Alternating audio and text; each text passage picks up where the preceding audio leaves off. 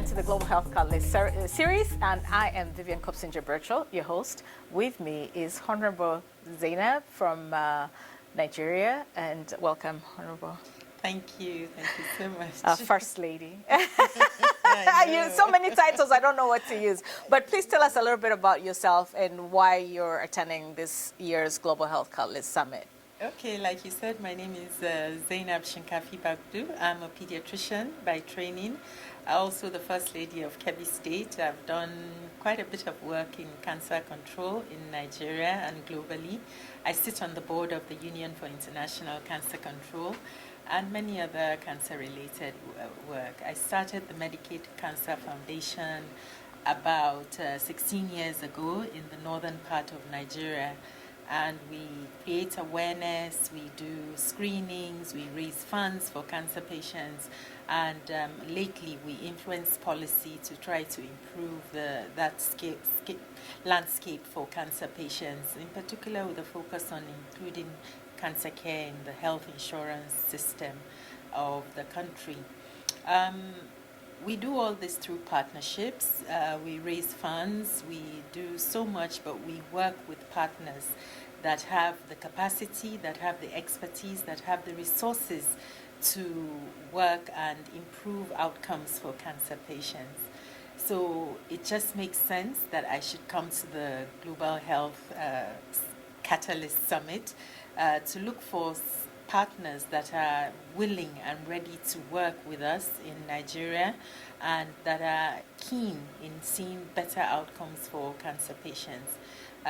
In my state, Kebbi, we've been able to institute a lot of things. We have one of the first state cancer control plans. We have a cancer registry. We have an indigent cancer fund, and just in the last 2 months, cancer has been included in the state health insurance scheme. So I think that we have a reasonably good track record. Nationally as well, we've worked with the national governments to start a Nigerian Cancer Institute, which is the last one. And the last government has made significant strides in cancer control. So coming to the summit is to meet like minds, to meet people that can offer more, put more on the table. We're ready to bring to the table as well, but we want partners that can offer things like trainings, opportunities for positionings in the high-income countries for our medical personnel and even the technical ones. We're facing quite a lot of brain drain now, professional flight in low-middle-income countries. And it is my hope that if we find partners in technical and academic institutions, we can maybe seek some slots for our own people to come and train as well and reverse that equation, or at least allow it to stabilize for some time. I'm also here to see quite a lot of friends. I've seen so many today, many faces that some that I've never met. We just know each other on social media. We've communicated by email.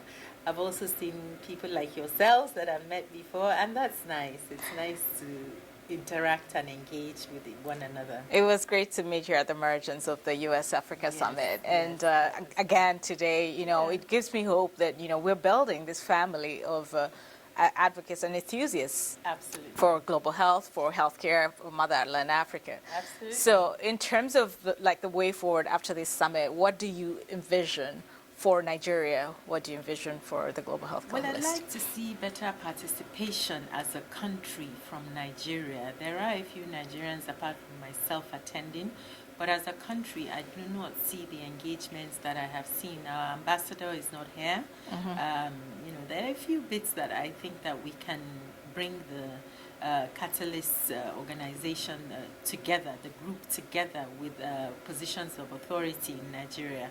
It's the largest country in Africa. It's the largest black country in the world. So there's no way we can do without Nigeria. And there are a lot of problems, but there's also a lot of solutions that can come from within the continent.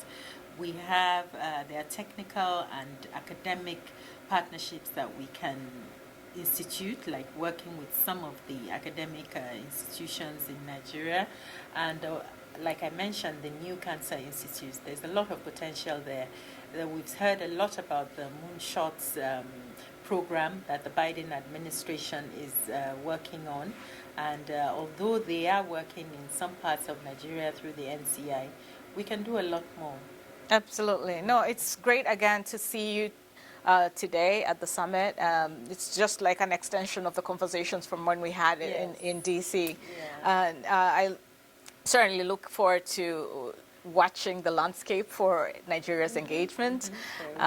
And is there anything we haven't talked about that you'd like our viewers to know about, first of all, your personal involvement with the Catalyst and your country's potential involvement?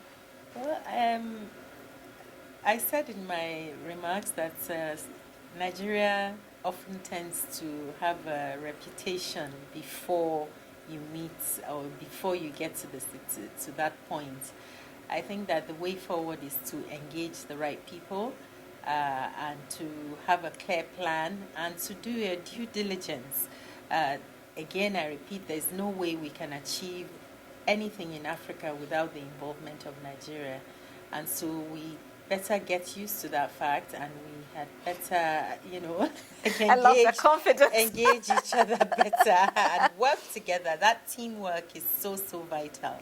I love the work that you're doing over here with partners like Will and Stephen and everyone else that is involved in this. From far, I've seen so much that has been done, and I know that I'm going to be around. You've got me now, and I'm not going anywhere. Absolutely. No, I love your confidence because it means that we're really going to have to get Nigeria involved. Yes, in well, this we have to be better involved. I can't wait to see that. Absolutely. No, with that, I want to thank you again for making the time to come and to engage with the Catalyst yet again. And we look forward to the continued partnership so that we can keep growing. Thanks, Trace. And to our viewers, thank you so much for watching this session of the Global Health Catalyst series. Till next time.